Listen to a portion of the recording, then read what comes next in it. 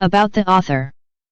Daniel W. Fry was born in Verdun, Minnesota, a small steamboat landing on the Mississippi River, in the northern part of Aitkin County. The date of his birth was July 19, 1908.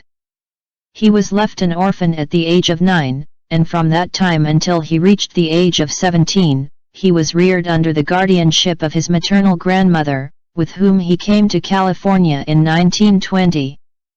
There was little to distinguish his childhood and early youth from that of any other normal American boy except, perhaps, that his craving for knowledge, especially scientific knowledge, was out of all proportion to the natural curiosity of the young boy. His parents had left practically no estate, and at the age of 18, he found himself entirely dependent upon his own resources. He completed his high school training and attempted to go on to college, but because of the Great Depression, which was then causing a desperate competition for all types of employment, he found it impossible to support himself while attending school. Realizing that he might never have the opportunity of matriculation at a recognized seat of learning, he thereupon instituted a night school class of 1 in the textbook and reference section of the Pasadena Public Library. Here he spent most of his evenings for several years, studying the same subjects which he would have been taking if he had been able to attend a college or university. He became especially interested in the chemistry and use of explosives, with the result that he became an explosives technician and blaster. He followed this trade until it eventually led him into the field of rocketry. He was married in Pasadena in 1934, and has had a happy and peaceful domestic life, marred only by the necessity of frequent moving which was required in the pursuit of his profession. They have 3 children, 1 son and 2 daughters. Mr. Fry has been employed for the past 5 years by Aerojet General Corporation, the world's largest developers and manufacturers of rocket engine. During the years of 1940 and 1950, Mr. Fry spent most of his time at the White Sands Proving Ground in New Mexico, where he was engaged in setting up instrumentation for the testing of a series of very large motors. Publisher's note: at a time when people everywhere are becoming conscious of the existence of other people from other worlds, and when men of Earth are about to realize their age-old dream of interplanetary travel, it is most timely to learn from a competent observer just what it takes to understand the meaning and purpose of the persistent visits to our atmosphere of flying saucers and extraterrestrial people. It takes considerable courage and determination to relate an incident which may seem incredible to the average person who has no corresponding experience with which to compare it, especially if one's reputation, position, and livelihood are at stake. The White Sands incident would perhaps never have become publicly known had not Daniel W. Fry realized the vital need of the world for just the kind of information the extraterrestrial people had given him. Yielding to the urgency of the situation, he has at last, after 4 years of silence, revealed his astounding experience, which includes a ride in a remote-controlled spaceship from White Sands to New York and return in approximately 30 minutes. Which represents a speed of some 8,000 miles an hour. Were it not for the fact that Mr. Fry is a highly trained technician and rocket expert, fully conversant with all the scientific import and value of his unusual experience, one might wonder if he had correctly observed or interpreted all the facts. It is extremely fortunate that there can be no question of Mr. Fry's competence to accurately observe and evaluate facts. His daily occupation requires this faculty in the highest degree. While Mr. Fry is a self-made man, what he lacks in academic education is amply compensated for by his innate fitness for scientific and technological study and research. It is to this younger generation of technicians, engineers, and physicists that civilization must look for its future advancement, for they are less hampered by the stereotyped and outmoded concepts of a bygone day.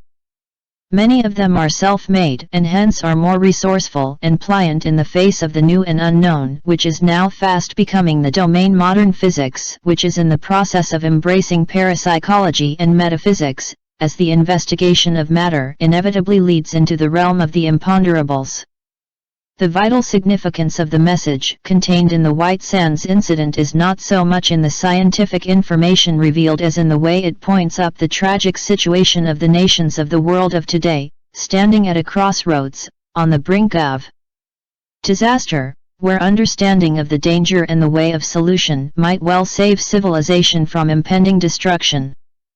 The extraterrestrial people have made the way plain if humanity will accept it.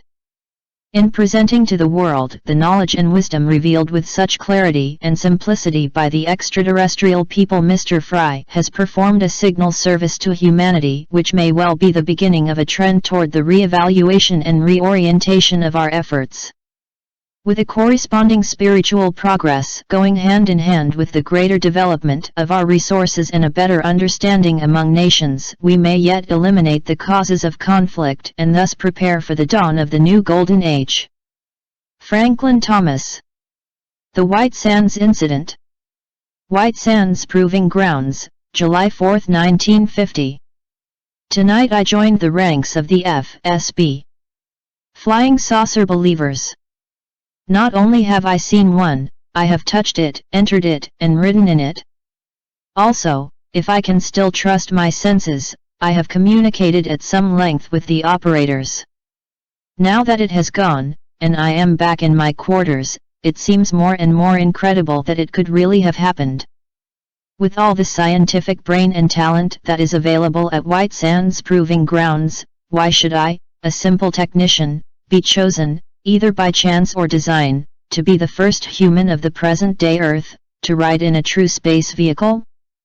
The improbability of the event is so great that I have almost begun to doubt my own sanity. Naturally, if I were to attempt to convince anyone else that I rode in a saucer tonight, I would soon find myself occupying a nicely padded cell in the nearest booby hatch. Still, this is the greatest event in my life, and I can't keep it entirely to myself, so I am writing this down exactly as it happened while it is still sharp and clear in my memory. This being the 4th of July, I had intended to go into Las Cruces to see the fireworks display and perhaps do a little celebrating on my own. Owing to a bit of misinformation on bus schedules, I missed the last bus into town and found myself stranded in an almost deserted army camp with nothing whatever to do except sit in my room and read a textbook on heat transfer, by Cork. At about 7:30 in the evening, the blower on the air conditioning system quit operating, as it does every few days, and always when the weather is especially hot. By 8:30 it was unbearably hot and stuffy in my room, and I decided to take a walk in the hope that it would be cooler outside. I started down the back road which goes by the static test stand near the base of the Organ Mountains and ends up in El Paso, some 60 miles to the south. Before reaching the test stand area, however, I turned off to the right on a small dirt road which goes past the rifle range and on into the flats at the base of the Organ Mountains. I had gone about half a mile past the rifle range on this road when I first saw it. The sun had been down for some time, and there was practically no daylight left, but the sky was bright with stars, and the moon, though not yet above the horizon, was producing considerable diffused light in the sky. As I looked up at a group of especially bright stars hanging just over the peaks of the mountains, one of the stars suddenly went out. This, of course, immediately riveted my attention on that spot, for stars don't just go out, not in a cloudless sky anyway. At first I thought that a passing plane had cut off the light, but even with the thought, I knew it couldn't be that, for a moving plane would require less than a second to pass a given spot, and the star starred out. Also, in the silence of the desert area around the proving grounds at night, a plane could be heard much farther than it could be seen, and there was no sound at all. No weather balloons were sent up at night, and a weather balloon would be rising quite rapidly, therefore it would only eclipse a star for a few seconds. Then another star just to the right went out, and a few seconds later two more just below. By this time a strong prickling sensation was traveling up my spine. Whatever it was that was cutting off the light of the stars was increasing rapidly in apparent size, and since the bearing remained constant, it could only mean that it was coming directly toward me. Then finally I saw it and at the same time realized why I had not been able to see it sooner. Its color appeared to be so neatly that of the night sky that even when it was quite close it was difficult to see anything but the outline. It was still coming toward me, and I felt a strong inclination to run, but long experience in blasting and rocket work had taught me that it is foolish to run from an approaching missile until you are sure of its trajectory, since you are just as likely to run into it, as away from it. Also, you have no chance to judge its trajectory while you are running. The object was now very close, and I could see that it was an ovate spheroid about 30 feet in diameter at the equator or largest part. It was now traveling at not more than 15 or 20 miles per hour and seemed to be decelerating at a rate that would bring it to zero velocity by the time it reached the ground.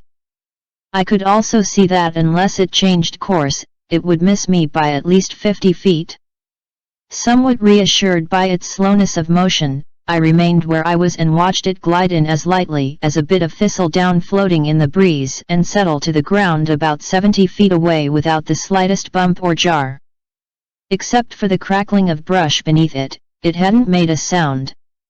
For perhaps 20 or 30 seconds I stood staring at it like a child at his first circus performance. I have been working for some years in the field of rocket and other missile development, and through my work and connections at White Sands, I had thought that I was fairly well acquainted with most of the developments in the aircraft field. But here was a craft so far advanced over anything I had ever heard of, that I felt like the backwoods farmer who, on first seeing a giraffe, said, "Well, I see it, but I don't believe it." My first conscious thought was, if the Russians have ships like this, God help America. But with the thought came the realization that this could not be a craft from Russia, or anywhere else on Earth for that matter, for whoever had built this craft had solved a lot of problems of which our best physicists are only beginning to dream. The ship's operation was silent. There had been no thrumming of propellers, no flash and roar of incandescent gases being hurled from nozzles to produce thrust. The ship had simply coasted quietly in from the great blue yonder and settled gently to earth. Perhaps that was the answer. The craft had been coming down since I first saw it. Perhaps it was just gliding in, but before landing it had slowed down to only a few miles per hour and had shown no evidence of falling. Only a helicopter or a lighter-than aircraft could do this, but there were no propeller blades whatever on this vehicle, and the fact that the brush was crushed flat under it when it settled to the ground proved conclusively that this was no lighter-than aircraft. Whatever this vehicle was and whatever else it could do, it could certainly play hob with Sir Isaac Newton's best-known law. Suddenly I realized that while all this had been going through my mind, I had been unconsciously approaching the ship. I am not and have never been a hero. Every instinct and bit of reason I had shouted that I should be putting as much distance as possible between myself and this unknown, and therefore unpredictable, device. Unfortunately, I have always been cursed with an overactive curiosity, and when the object of that curiosity is of a scientific nature, especially an important advance in science, the curiosity becomes a mania which sweeps all reason before it. I approached within a few feet of the craft and then began slowly circling about it. It was as it had appeared from the air, a spheroid, considerably flattened at the top and bottom so that the vertical dimension was about 16 feet, while the horizontal diameter was about 30 feet at the widest point, which was about 7 feet above the ground. Its curvature was such that, if viewed from below, at an angle of less than 45 degrees from the vertical, it might appear to be saucer-shaped, although it was shaped more like a soup bowl inverted over a sauce dish. The dark blue color which it appeared to have when I had first seen it in the air, was gone now. It was just a polished metal surface, silver color, with what seemed to be a very slight violet iridescence. I walked completely around the craft without seeing any sign of opening or seams.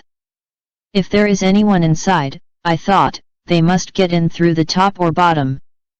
I paused then, to take stock of the situation. What should I do next? Should I return to the base and report the advent of the craft? This, at first, seemed the logical thing to do, but then another thought intervened. It would take at least 3/4 of an hour for me to get back to the base, find someone in authority, and return with other observers.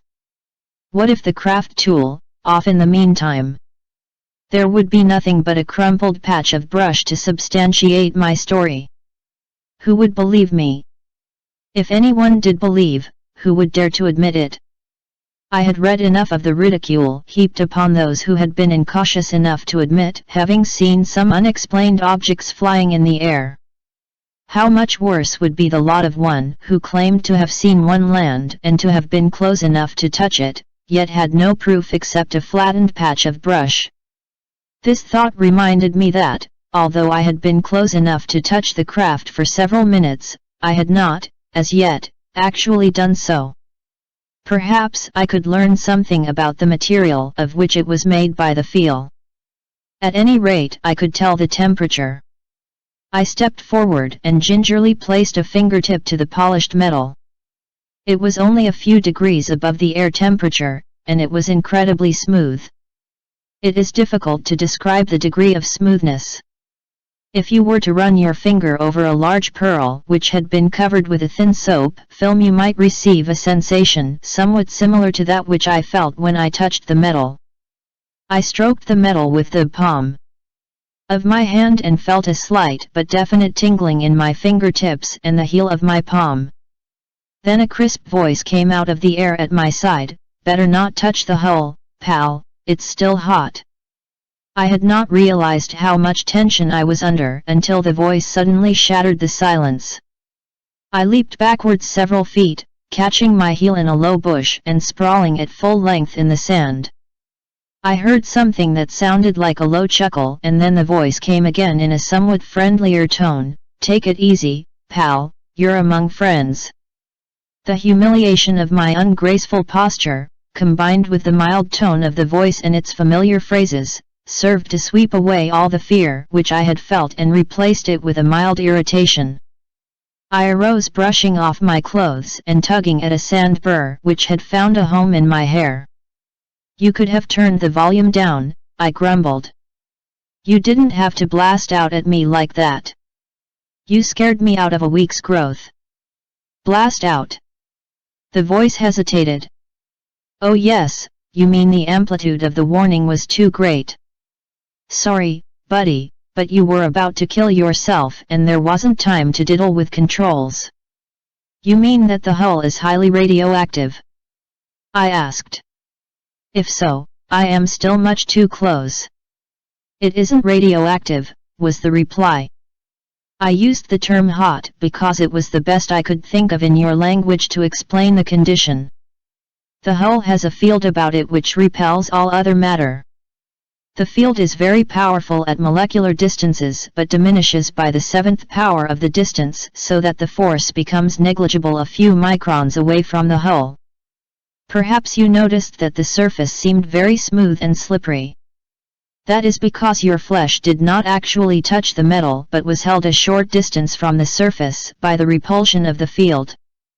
We use the field to protect the hull from being scratched or damaged in landing. It also lowers air friction tremendously when it is necessary to travel at high speed through an atmosphere." "But how would this kill me?" I asked. "I did touch the hull and felt only a slight tingle in my hand, and what did you mean by that crack about my language? If you aren't a Yank, I never heard one." "As to your first question," the voice replied imperturbably, "it wouldn't have killed you at once. In fact, it might have taken several months, but it would have been just as certain as if it had been instantaneous. The best way that I can explain it to you is to say that exposure of the human skin to the force field causes the skin to produce what you call antibodies in the bloodstream. For some reason which we don't yet fully understand, these antibodies are absorbed by the liver, whose function they attack, causing the liver to become greatly enlarged and congested. In cases where the skin is exposed to the field for a minute or more, death is practically certain. In your case, I don't think you have been exposed long enough to be in any great danger, although you will undoubtedly feel some effects sooner or later, provided, of course, that your biological functions are identical with ours, and we have every reason to believe that they are. As to your second question, I am not, as you call it, a Yank, although my present assignment requires me to become one. The fact that you believed me to be one of your countrymen is a testimonial to the success of the effort I have expended during the last 2 of your years to learn and practice the use of your language and idiom. As a matter of fact, I have never yet set foot upon your planet.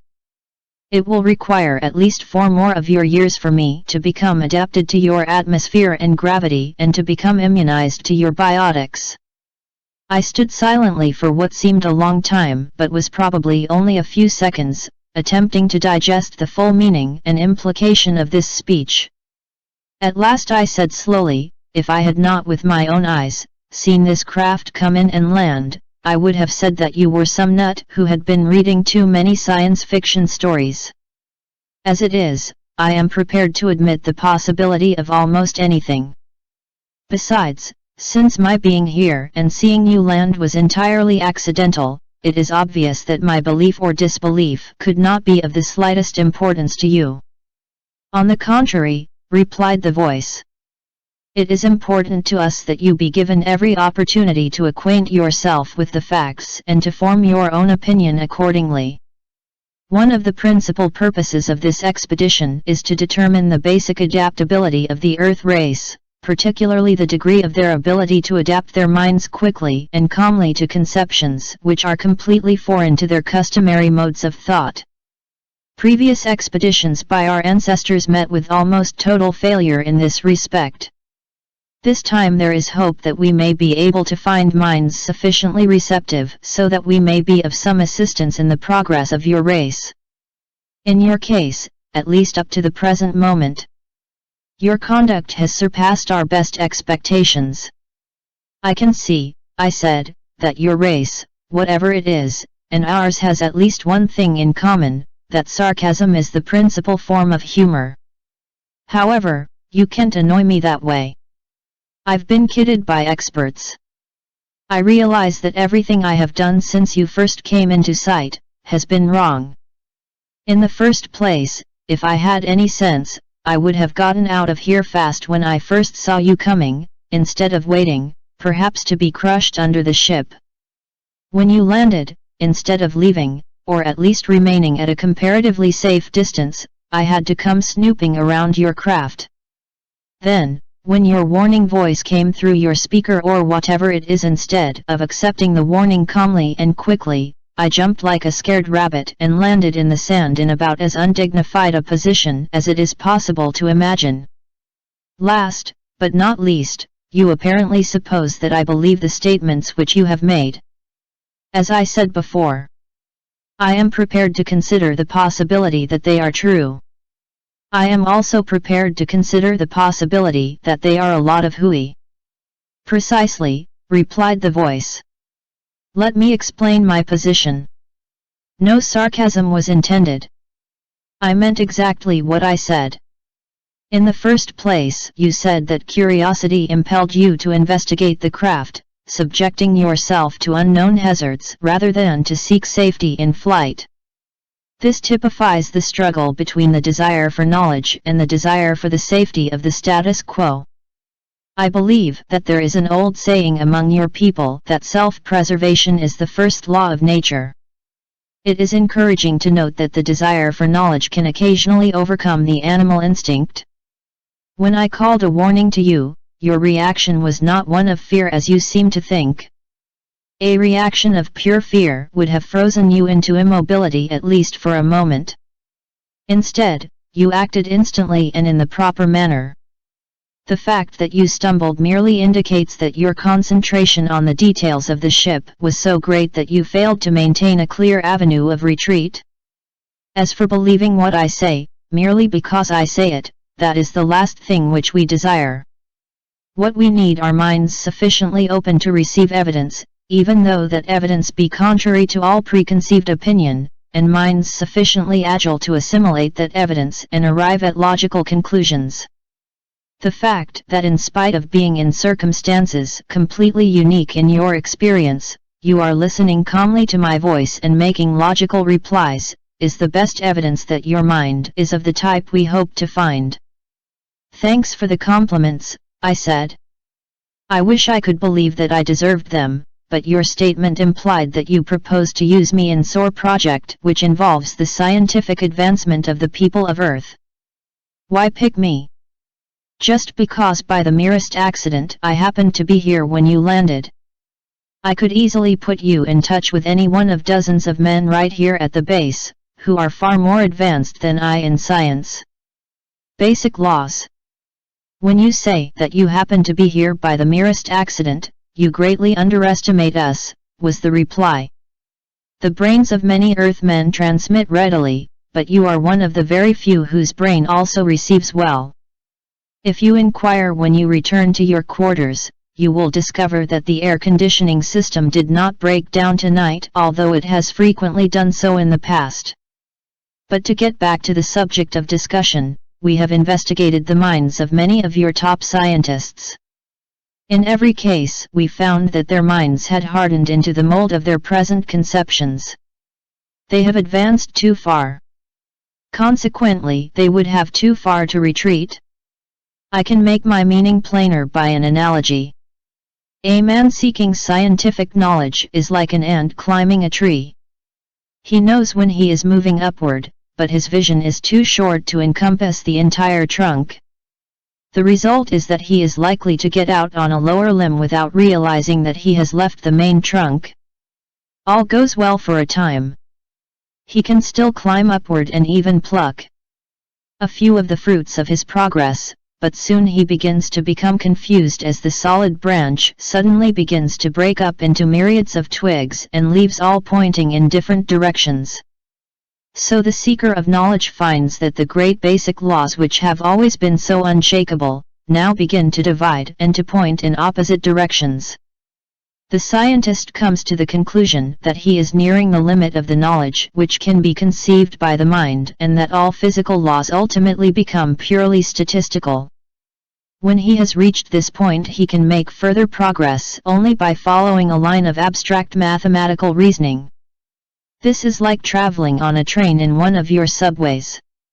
You will probably eventually arrive at your destination, but since you cannot see where you are going along the way, you have no way of being sure that there was not a much shorter and easier way to get to the same place. Your science is now in this position. For example, your scientist is now obliged to state that the electron is at the same time both a particle and a wave motion.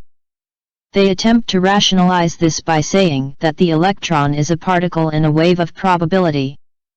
This is a condition which cannot be visualized by the mind, and the only means of progress are through the subways of abstract mathematics. The fundamental truths are always simple and understandable when viewed from the proper perspective. So the branch becomes simple and understandable as a branch when viewed from above on the main trunk.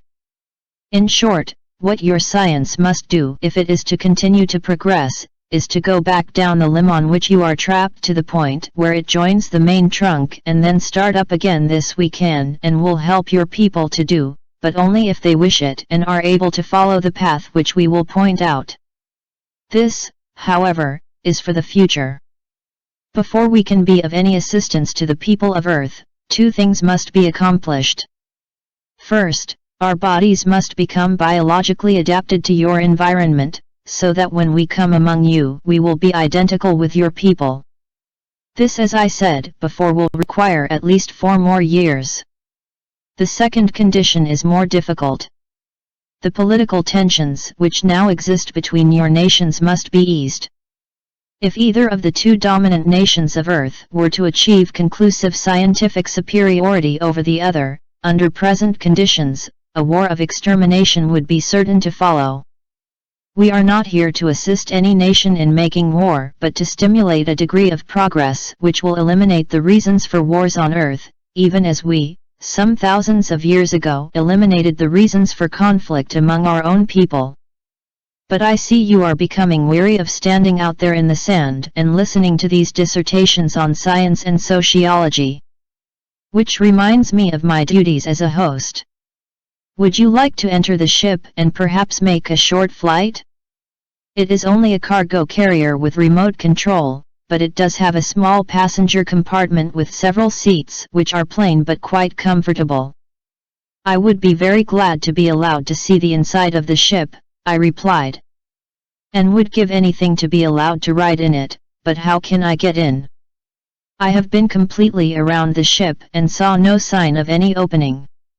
Also, you said you are not yet accustomed to our atmosphere.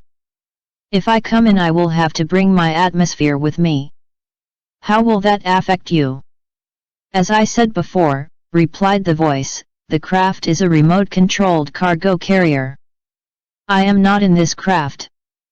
I am in the central, or what you would call the mother ship, which is at present some 900 miles above the surface of your planet. This cargo craft is being used to bring us samples of your atmosphere so that we can accustom ourselves to it. The cargo hold is evacuated so that when I open the intake port, the hold becomes filled with atmosphere at whatever temperature and pressure exists there. Also, any bacteria which are in the air are brought along for study and for the production of antitoxins. The intake port is on the top of the craft. I will open it now. I heard a sound which was partly a hiss and partly a murmur which came from the top of the ship. It lasted for about 15 seconds. I was surprised at the small volume of the sound. Any port large enough to have filled a ship that size with air in 15 seconds should have produced quite a roar. Then I realized that the hull was almost, if not entirely, soundproof, and since most of the sound of the entering air would have been produced inside the hull, very little would be audible outside. Then I heard a single click come from the surface of the ship, a small but sharp click such as might have come from the operation of a single arm relay or a small solenoid, and a portion of the hull just to my left moved back upon itself for a distance of several inches and then moved sideways, disappearing into the wall of the hull, leaving an oval-shaped opening about 5 feet in height and 3 feet wide. I moved over to the port or hatch, whichever it might be called, and ducking my head slightly, advanced into the opening. Because of the curvature of the hull, of course, my head was inside the craft while my feet were still on the ground. The compartment into which I was looking occupied only a small portion of the ship's volume. It was a room about 9 feet deep and 7 feet wide, with the floor about 16 inches above the ground and the ceiling slightly over 6 feet above the floor. The walls were slightly curved and the intersections of the walls were beveled so that there were no sharp angles or corners. Of course, the wall nearest me, through which the opening led, was the hull itself and had the same curvature inside and out. This wall was about 4 inches thick, and it was into this wall that the door or hatch had been drawn. The room contained 4 seats which looked much like our modern body contour chairs, except that they were somewhat smaller than the ones to which we are accustomed. The seats were facing the opening in which I was standing and were arranged in 2 rows of 2 each in the center of the room, leaving an aisle between the seats and either wall. In the center of the rear wall, where it joined the ceiling, there was a box or cabinet with a tube and lens which resembled a small moving picture projector, except that there were no visible film spools or any other moving parts. Light was coming from this lens. It was not a beam of light such as would come from a moving picture projector, but a diffused glow which, while it did not seem especially bright, still furnished enough light for comfortable seeing. The seats and the light seemed to be the only furnishings in the otherwise bare metal room. Not a very inviting cabin, I thought, looks more like a cell. As I said before, it's plain, but you'll find the seat comfortable, said the voice. Step in and take a seat if you wish to ride. We don't have too much time. Almost automatically I stepped up onto the floor of the cabin and started for one of the seats. Before I reached it, I heard a click as the door began to slide out of its recess in the wall behind me. Instinctively, I half turned as though to leap out to the comparative safety of the open desert behind me, but the door was already closed. If this was a trap, I was in it now and there was no use struggling against the inevitable. "Where would you like to go?" came the voice again, and this time it did not seem to be coming from beside me but rather from inside me, as though I were hearing words which I myself were speaking. "I don't know how far you can take me in the time you have," I replied. "And since this compartment has no windows, it won't matter which way we go, as I won't be able to see anything." "You will be able to see," was the reply. "At least as much as you could see from any vehicle in the air at night. If you would like a suggestion, we can take you to New York City and return you here in about 30 minutes. The light pattern of New York City at night from about 20 miles up has always been to us one of the most impressive sights to be seen on your planet. To New York and back in 30 minutes. I said. That's 8,000 miles per hour. How can you produce energies of that order on a craft like this, and how can I stand the acceleration? You don't even have seat belts on these seats. You won't feel any ill effects from the acceleration, was the reply. In fact, you won't feel the acceleration at all. Just take a seat, and I will start the craft. I will explain some of the things which puzzle you, during the ride. I sat down in the left front seat, which was the one nearest the door, and found that it was indeed very comfortable. The material of which it was made felt like foam rubber with a vinylite covering. However, there were no seams or joints such as an outer covering would require, so the material, whatever it was, probably had been molded into its frame in a single operation. Then the voice broke into my thoughts again. I will now turn off the compartment light and turn on the viewing beam. For a moment the room became utterly dark. Then the projector again became active. This time it was not a diffused glow, but a beam just as in a movie or slide projector. The beam, or that part of it which was visible at all, was a deep violet. At the very top of the visible spectrum, the beam spread over the door, through which I had come, and the door disappeared. It did not slide back into the wall as it had before. It simply ceased to exist, at least visually.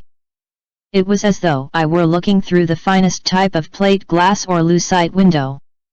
There isn't time to give you a complete understanding of all the things which you would like to know about this craft and about us, but perhaps I can explain a few of the basic principles about which you seem to be curious, the voice said, or rather my voice said, for I was just beginning to realize that the words which I had been hearing were not coming to my ears as sound waves at all, but rather were originating directly in my brain.